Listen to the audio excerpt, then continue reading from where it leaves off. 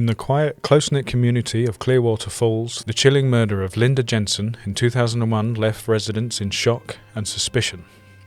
For over 2 decades, the cloud of uncertainty loomed heavy, casting doubts of innocence of those living among them, even her own husband. However, recent developments in forensic science have unveiled a shocking twist in the tale of Linda Jensen's tragic demise. DNA evidence, previously unavailable or overlooked, has not only exonerated her husband, but also unmasked the true perpetrator. This breakthrough discovery has not only rocked the foundation of this peaceful town, but also serves as a stark reminder of the incredible power of modern technology to bring justice and closure to the long-standing mysteries. In this article, we delve into the harrowing murder of Linda Jensen, the emergence of DNA evidence as a pivotal factor, and the profound impact that it's had on the community and the pursuit of truth. It was around 4 p.m. on February 24, 1992, when Charlie Jensen returned to the remote home in Big Lake, Minnesota, he shared with his wife and children. When he got to the house, he found his young children alone and upset. He called out for his wife, Linda, but no one answered. The children were confused but fine. 9-year-old Joey was at the kitchen table.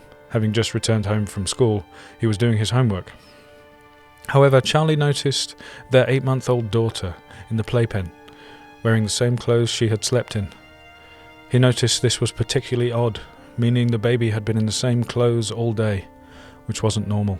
He searched the home and noticed their bedroom door was closed. He opened the door and discovered his wife on the floor. She was naked but covered with their comforter, which was soaked with blood.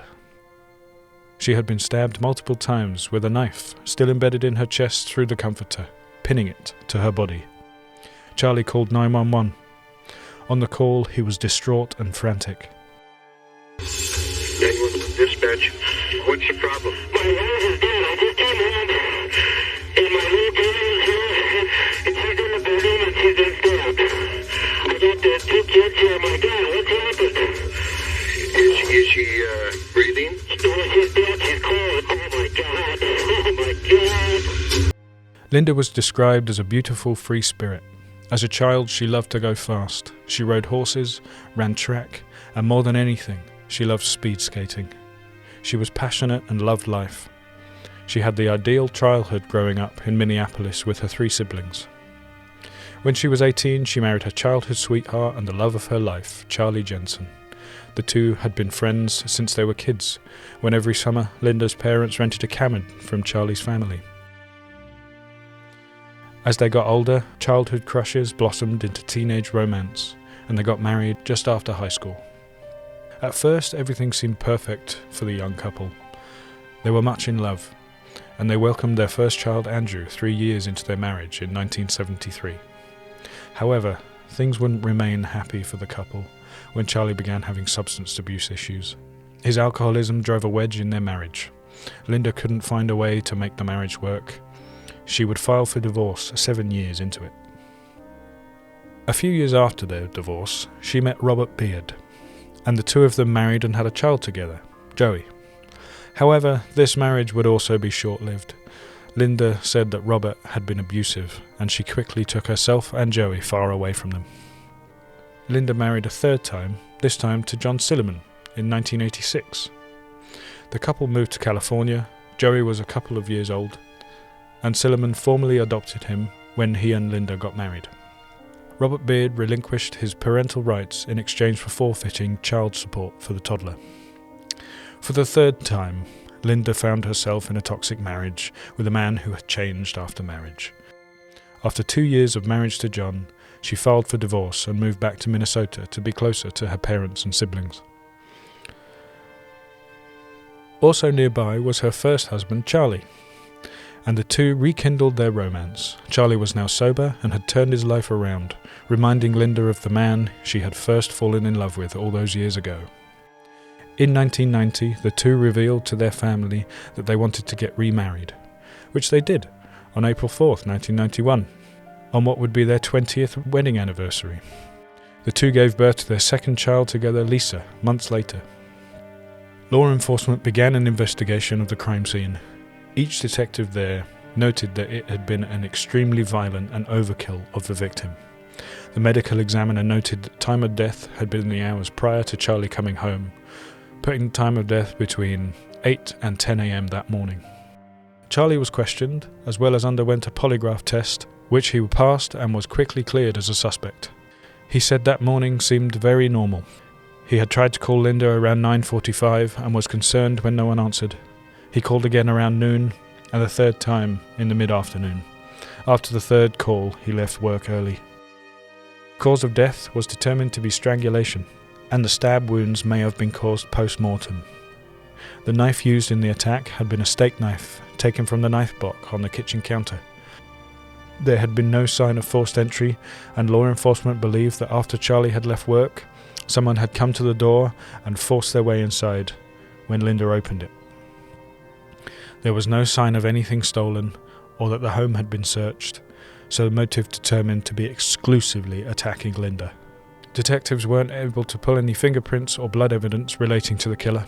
Only bodily fluids were recovered from Linda's body, which were collected and stored. The only thing in the home missing was the bedsheets from Linda and Charlie's bed. Big Lake was a quiet community, and the Jensens' home was quite remote, so there were no neighbours nearby that would have heard anything. However, an unexpected witness was in the right place at the right time. A local mail carrier was doing the rural route, and while delivering mail to the Jensens' home the morning of the murder, she saw a man leaving the driveway in an older two-tone tan pickup truck. She said she had been there around 11:30 a.m., which fell within the time of death of Linda. At the time she couldn't explain it, but paused for a moment and examined the driver, and later she was able to give the police sketch artist a detailed description of the man. She described him as a Caucasian man with a scruffy beard. She said he looked like he'd been in his late 30s or early 40s. Charlie had left work around 7 a.m. that morning. He arrived on time and was seen by his co-workers, who confirmed he hadn't left until later that afternoon. Joey left for the bus around 8:30 a.m. No one had recognised the sketch, but several people reported seeing the pickup truck around town that morning, but no one knew who it belonged to. Detectives brought the sketch around the area and it was widely publicised, but no one could identify the man. Eventually, this led detectives to believe the killer was someone outside the community and began to look back at Linda's other marriages. Detectives discovered that both of Linda's other ex-husbands were happy with her. Robert Beard had been quite aggressive lately, demanding shared custody of their son Joey. Joey barely knew Robert, having only seen him a handful of times in his life. The father figure he really knew was his adopted father, John Silliman. Detective learned that Silliman had also abused substances, alcohol and drugs, and Linda had been desperate to leave the marriage, and finally did join an argument when he hit Linda. During the marriage, Silliman had been insistent Linda have a child with him. She had been adamant she didn't want any more children. As a compromise, he adopted Joey, but then, when Linda left him, she got pregnant with Charlie, which enraged Silliman when he learned that Linda had gone on to have more children. In addition to that, Linda petitioned to receive child support from Silliman for Joey, which he refused to pay for. Both Beard and Silliman were interviewed as suspects, as both men had significant motives. When Beard was interviewed, he lied about repeatedly calling Linda in the days before her murder. He also denied threatening her. He then revealed he didn't have a vehicle, and therefore couldn't have murdered his ex-wife. Detectives flew out to California to interview Silliman, but he was quickly cleared by an alibi. He had been teaching the time of the murder. However, still suspicious, they entertained the idea that he might have hired someone to kill Linda, and his bank records were subpoenaed. But there was nothing in the bank records that showed any evidence of the murder for hire. Both men were asked to submit DNA samples, and both men did. Only months after Linda's murder, her case went cold. Linda's sister, Sandra, spearheaded a continued campaign to keep Linda's murder case alive. She called the sheriff's office weekly. She went on every television show she could and made good on a promise to her little sister to never give up. In 1999, a new sheriff took over, and because of Sandra's persistence, he opened up the investigation. In the last decade, DNA evidence had significantly advanced, so they retried the DNA sample alongside the suspects in the case, which included all of Linda's ex-husbands as well as known criminals in the area. In total, 80 DNA samples had been collected in 1992, but they had never been tested. None of them matched. In 2000, detectives received the first viable tip in nearly a decade. A woman named Angela Hennon had information that had been nagging at her for years. On the call, she explained that in 1992 she had been having an affair with Kent Jones. She said that once she had brought up the conversation randomly. It had come to mind because the Jensen home was right next to the Joneses, and she thought she might have asked him if he knew the family. Shockingly, Jones had become livid with her and denied he knew Linda. The reaction had been so strong and so aggressive that it had stuck in her mind. And then months later, he brought it up and he said he did know Linda, and in fact, knew her quite well. He also noted that he used to watch her every morning jog past his house. The two incidents had never sat right with Angela. Both times Linda Jensen had come up in conversation, Jones had perplexing reactions. It left Angela to think Kent Jones knew more than he was letting on. Law enforcement looked into Kent Jones, and they too wanted to know what he knew about Linda Jensen. Detectives learned that Jones was a local Boy Scout leader. He was also a family man with 4 children and had been married to his wife for years. They also discovered that Jones had been one of the first people interviewed in the neighbourhood. When reviewing the notes from the interview, they noticed Kent's wife Deborah said he had been at home all day, and because she alibied him, he wasn't noted as a suspect. They also noted Deborah had once gone to the ER with a stab wound. Notes from that visit stated that she had slipped near the dishwasher and fallen on a knife that had been loaded handle down. Court records also show that Kent Jones had multiple domestic violence calls to his home, but his wife never pressed any charges, so he got away with it every time. Kent had also been convicted of insurance fraud when a storage unit he owned had a fire. He claimed he had lost hundreds of thousands of dollars worth of items, but it was later determined the values of those items was closer to $1,000. He served jail time for that conviction. Law enforcement went to Jones's home and asked about February 24th, 1992. He told law enforcement he didn't know Linda and they had never spoken, but that's when Deborah chimed in, reminding Kent that Linda had come over a few days before she was murdered. She had talked to Kent about enrolling Joey in his Boy Scouts troop. At that, he became visibly annoyed with his wife. After that, he changed his story. He again said he saw her jog past the house every day, and he knew her as an acquaintance. Law enforcement then asked casually if he wouldn't mind providing a DNA sample, just to eliminate him. Jones refused, becoming the first person in the case to require a court order. They got a court order that same day and went back to collect it. It matched the DNA found on Linda's body. Kent Jones was arrested on July 25, 2000 for first-degree murder. A grand jury added 2 additional counts of second-degree murder and as well as criminal sexual conduct in the first degree. And he went to trial in the following spring. The arrest shocked the community. Kent had been heavily involved in the community. He was also involved in his church, and everyone thought he was a good person, a good husband, and a good father. No one had ever suspected him as a murderer. No one knew about his dark side, the other women, the injuries on his wife, or the obsession-turned-murder of Linda Jensen. Jones maintained his innocence despite the DNA results, and during the trial, when he took the stands, he made a shocking claim. He stated that he and Linda had been having a consensual physical relationship and the two of them had been together the day before the murder, which he believed to explain why his DNA was found at the scene. This angered Linda's family, who felt that he had taken Linda's life, and now he was trying to take her reputation too.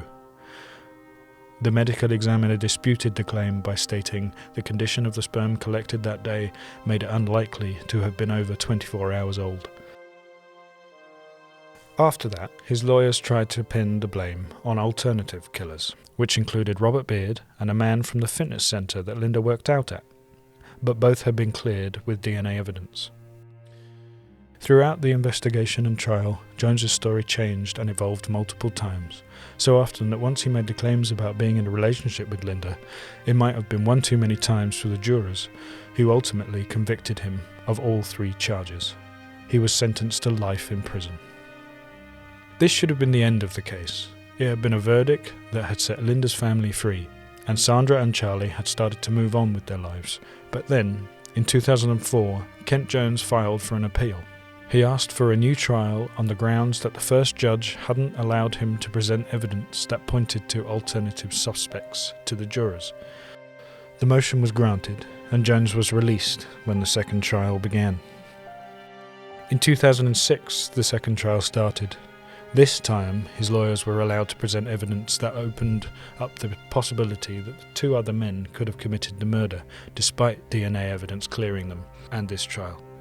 This time, his lawyers were allowed to present evidence that opened up the possibility that 2 other men could have committed the murder, despite DNA evidence clearing them and this trial. He also revised his timeline. He said that he and Linda had been intimate together the morning that she was killed, but he had left before she had been murdered. He then also pointed the finger at Charlie himself, claiming Charlie had discovered their affair and murdered Linda in jealous rage. When he made this claim, those in the courtroom stated Charlie was seething with rage, and they were certain things were coming to a boiling point. One of Kent's defences was that he was, and this is a quote here, a skilled lover. Linda found him irresistible. Kent's lawyers then called his wife, Deborah, to the stand to corroborate that he was a skilled lover, and she, on the stand, said that he wasn't skilled at all. He certainly hadn't been skilled in convincing the jury, because he was again convicted of all 3 charges and again sentenced to life in prison. A new medical examiner presented evidence for the prosecuting side, and this would become a huge issue later down the road. Dr. Michael McGee had been what was described as a premier medical examiner in the state, which was often first call to present evidence for trial. Working from 1985 to 2019, he was involved in 216 cases, which included multiple death penalty cases. With advances in DNA, many cases in Minnesota were getting appeals and retesting of evidence. In several cases, convicted individuals have been found to be innocent after years in prison. A pattern began to emerge, and in many of these cases, Dr. McGee had been the medical examiner. In 2022, an independent audit reveals some of the shocking revelations about Dr. McGee and his office. For 35 years, Dr. McGee's office had gone unchecked in a unique agreement that he had with the county. He had been brought in as an independent contractor. His most recent contract paid him almost $800,000 for his services. Since he was an independent contractor, not a public service employee, this meant he wasn't subject to filing records and left him in a position where he was his own boss, and no one really examined or audited his work. It also meant he wasn't subject to keeping his findings public records. This is highly unusual for the industry and really should never have been allowed to begin with. It was also determined that McGee often used unreliable or inaccurate tests and was in a position where he could doctor the evidence to whatever was needed.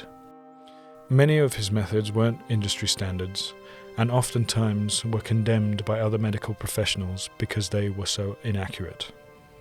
This was a medical professional hired and paid to present as accurate evidence as possible in order to make sure people have fair trials. At this time, it is unknown how many cases have been impacted, but several people are being awarded overturns and releases. One of those who are asking for release is Kent Jones, and whatever tests were run on the sample could ultimately have been contaminated in the evidence in Linda's case. Unfortunately, Kent Jones could walk free or subject Linda's family to a third trial. Only time will tell what happens next. At this time, Kent Jones's next opportunity for appeal is 2030. In conclusion, The resolution of Linda Jensen's murder case stands as a testament to involving the landscape of forensic science and the relentless pursuit of justice. For more than 2 decades, a cloud of suspicion hung over Linda's husband, casting a long shadow over his life. However, with the advent of advanced DNA analysis techniques, the truth has finally come to light, absolving him of any wrongdoing. The identification of Linda's neighbour as her killer serves as a stark reminder that justice is a patient and tenacious force. It may take time, but the truth has a way of emerging, no matter how deeply it is buried. This revelation has not only brought closure to Linda's grieving family, but also allowed the community of Clearwater Falls to breathe a collective sigh of relief, knowing that the real perpetrator has been unmasked and brought to justice. We hope you found the exploration into the intricacies of this case as fascinating as we did. If you enjoyed this video and want to delve deeper into the world of mysteries, motives, and the pursuit of justice, be sure to subscribe to Mystery and Motive. Hit the notification bell so you never miss an update on our latest investigations. As we conclude this chapter, remember that justice, no matter how long delayed, eventually prevails. Linda Jensen's story reminds us of the enduring power of forensic science and the tireless efforts of those dedicated to solving cold cases. Stay curious, stay vigilant, and stay tuned for more intriguing mysteries right here on Mystery and Motive. Thank you for being part of our community. Until next time, keep seeking the truth.